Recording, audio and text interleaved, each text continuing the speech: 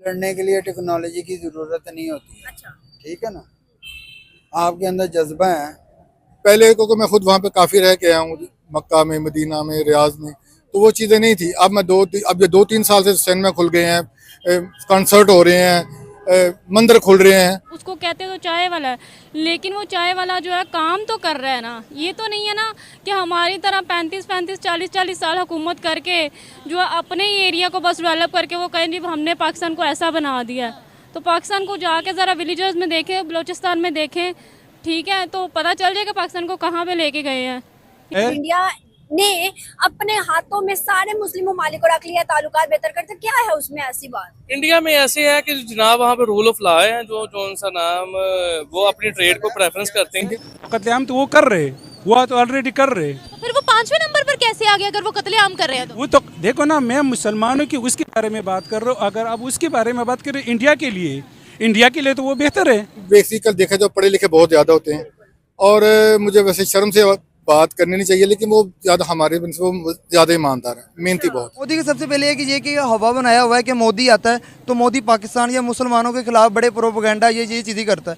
अगर ये चीज़ें होती, इंडिया पाकिस्तान का दुश्मन है या पाकिस्तान इंडिया का दुश्मन है, तो मोदी नवाज शरीफ की बेटी की शादी पे क्यों आता है? उसकी नवासी की वो दुश्मन बना बैठा है, तलवारें दिखा रहा है, वो उनकी एक अलग डेमोक्रेसी है। नमस्कार दोस्तों, जिस तरह से आपने देखा कि पाकिस्तानियों को जब पता चला कि भारत की मतलब की प्रशंसा पूरी दुनिया में हो रही है और किस तरह से भारतीयों को किस तरह से पूरी दुनिया में बड़े ही दिल से और हर्षोल्लास से बुलाया जाता है और उनकी मतलब की इज्जत की जाती है बिना मांगे, और पाकिस्तानियों को वही दूसरी तरफ उन्हें इतना मतलब गेट आउट पाकिस्तानियों का ऐसा ट्रेंड चलता है और इनको हकाला जाता है, बहुत बुरी तरह से इनको बाहर निकाला जाता है दूसरे देशों में से। उसके बाद पाकिस्तानियों को यह भी बताया गया कि किस तरह से चाइना पूरी मतलब दुनिया में अपनी चीजें एक्सपोर्ट करता है और वही भारत की चीजें अपने देश में वो रख रहा है और भारत की चीजें वहां पर डिमांडेबल भी है। मतलब कि वो देश जो पूरी दुनिया को प्रोवाइड करता है, उस देश में सिर्फ भारत की चीजें मिल रही है। तो ये पाकिस्तानी देख के थोड़ा शॉक हो चुके हैं। और दूसरी तरफ और एक चीज पाकिस्तानियों को जब पता चली तो पाकिस्तानी पूरी तरह से हैंग हो गए, क्योंकि जब अमेरिका और बड़े बड़े देशों ने यह कह दिया कि भैया हमें बुद्धिमानी मतलब को जो बुद्धिमानी इंसान है, जो 1 लाख हमें दिमाग चाहिए, वो भारतीयों का चाहिए हमारे देश को तरक्की में और टेक्नोलॉजी में आगे बढ़ाने के लिए।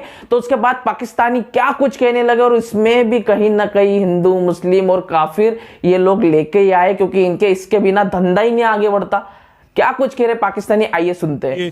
क्योंकि कश्मीर का जो हालात है वो हमारे सामने है। कश्मीर हमसे बहुत आगे निकल चुका है, बस कर दिया। अब कश्मीर को, अपने मुल्क को पहले हम संभाल ले, वो मैं कहती हूँ। पहले अपने मुल्क के हालात हम देखते नहीं है, हम चले जाते हैं भाई कश्मीर दो, हमें कश्मीर दो। नहीं, मैं उसके बारे में बात नहीं कर रहा हूँ। मेरा कहने का मकसद ये है कि लोग कह रहे हैं कि वो कत्लेआम कर रहे हैं मोदी। तो अगर मोदी पे बात किया जाए, कत्लेआम तो वो कर रहे, वो तो ऑलरेडी कर रहे। तो फिर वो 5वें नंबर पर कैसे आ गया अगर वो कत्लेआम कर रहे हैं? तो वो तो देखो ना, मैं मुसलमानों की उसके बारे में बात कर रहा हूँ। अगर आप उसके बारे में बात करें इंडिया के लिए तो वो बेहतर है। हाँ, इंडिया के लिए वो बेहतर है। क्योंकि मुसलमानों का कत्ल कहाँ कर रहा है? बाहर के मुल्क में जाकर। कश्मीर में।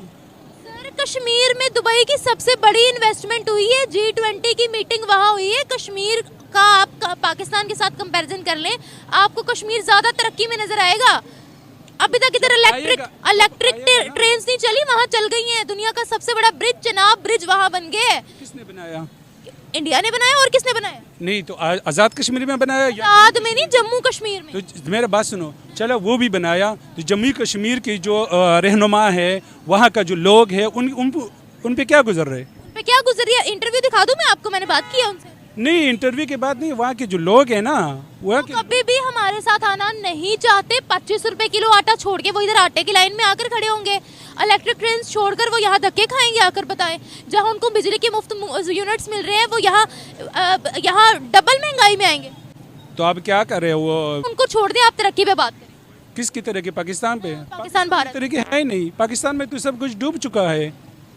पाकिस्तान तो पता नहीं 1947 वाला जो दौर था, मेरे ख्याल के मुताबिक वो बहुत अच्छा था। अगर हम मुसलमानों की बात करें, जितने भी पाकिस्तान में या बाहर कम्युनिटी है मुसलमानों की, या जितनी भी मुसलमान कंट्रीज है, वो किसको सपोर्ट कर रही हैं इस टाइम, इजराइल को या फलस्तीन को? अगर इनसाइड स्टोरी देखी जाए तो वो तो इसराइल को सपोर्ट कर रहे हैं। सर क्यों?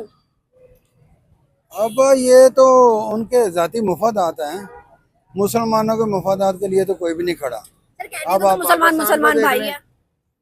वो तो आपकी नबी करीम सल्लल्लाहु अलैहि वसल्लम ने फरमा दिया ना कि मुसलमान आपस में भाई हैं, तो वो तो इस नेचर में आके इस सेंस में बात करते हैं ना, सिर्फ बातों में- अदरवाइज तो वो कुछ नहीं कर रहे।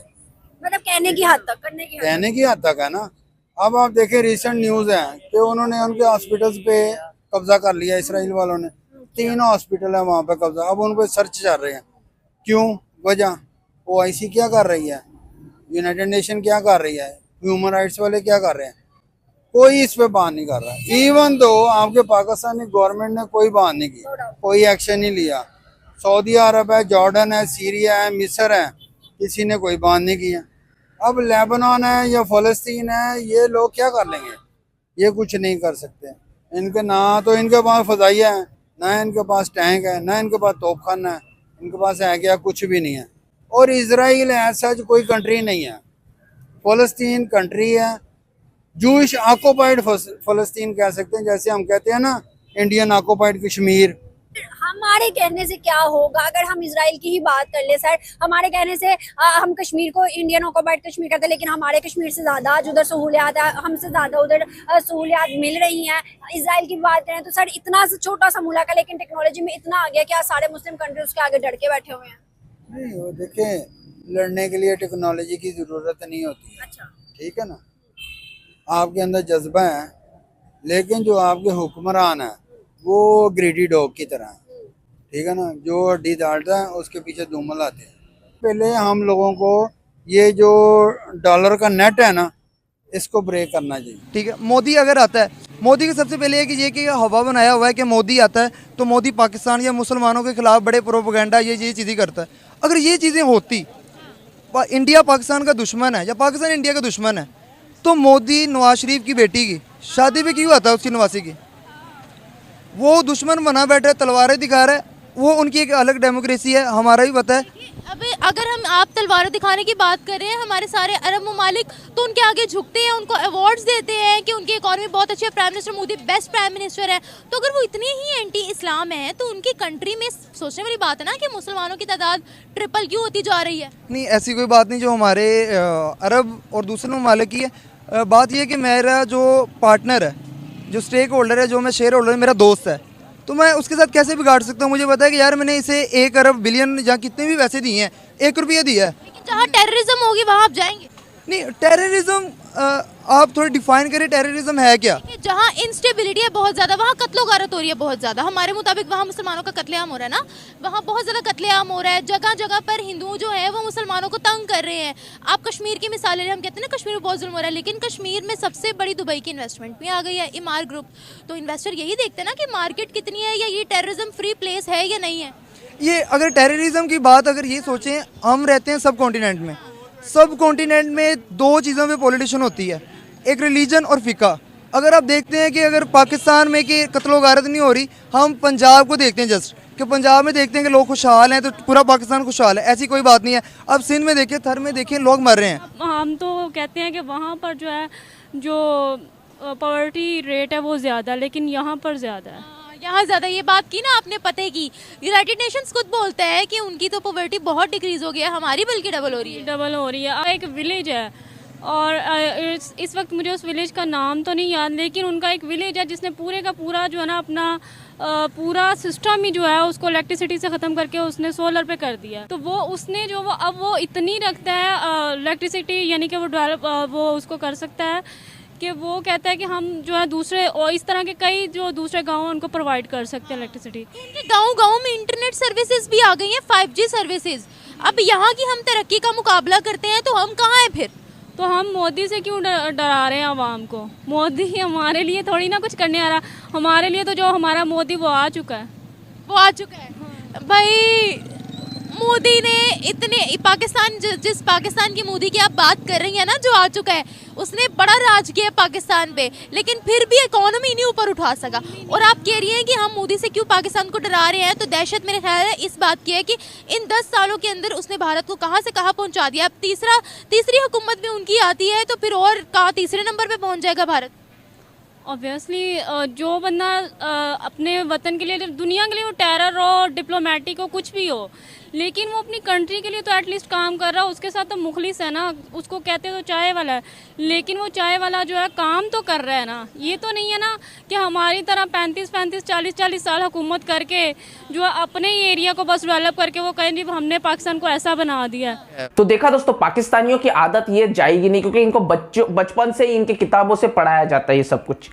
पहली बात तो इनको बचपन से ही किताबों में ये पढ़ाया दिया गया है कि भैया भारत, हिंदू, ये दुश्मन, काफिर, ये सी चीजें, मतलब कि अगर जहन में अगर बचपन से अगर ये चीजें डाल दोगे तो वो बच्चा आगे जाकर किस तरह से बड़ा साइंटिस्ट या फिर उस देश के लिए मतलब कि अच्छे ख्याल रखेगा। नहीं, पाकिस्तान की 90% जनताओं को यही ख्याल है और 90% जनता अभी भी अपने आप को खुशहाल मानती है, और इसलिए कि भैया हम आज़ादी से यहाँ पर जी रहे हैं। मुसलमान क्यों? क्योंकि सिर्फ हमें गाय खाने की आज़ादी, तो इनको यार गाय खाने के लिए मिल रहा है, बस उतनी आज़ादी है। बाकी यहाँ के और वहाँ के मुसलमानों के अगर डिफरेंस देखें तो यहाँ का मुसलमान जितने यूनिट पर 3000 लाइट बिल, 2000 लाइट बिल, 1000 रुपए लाइट बिल भरता होगा, पाकिस्तान का मुसलमान वहां पर 16-20 हजार रुपए लाइट बिल भर रहा है। जहां पर इधर का मुसलमान हो या सब कुछ भारतीय बोलूंगा मैं, मुस्लिम हिंदू मुस्लिम नहीं करूंगा, यहाँ का इंडियन हो जो 30 रुपए किलो आटा खा रहा है, वहां का वो 200 रुपए आटा खा रहा है। तो मतलब इनकी आजादी यहाँ तक है। तो भैया तुम्हें ऐसे आजादी, मैं तो नहीं जानता कि कोई मुस्लिम ऐसा बोले मुझे मिले कि भैया नहीं मुझे वो वाली आजादी चाहिए। आई होप दोस्तों आपको वीडियो पसंद आएगी। वीडियो पसंद आई तो वीडियो को लाइक करके चैनल को सब्सक्राइब कर दीजिए। मिलते हैं इंटरेस्टिंग नेक्स्ट वीडियो में, तब तक के लिए जय हिंद।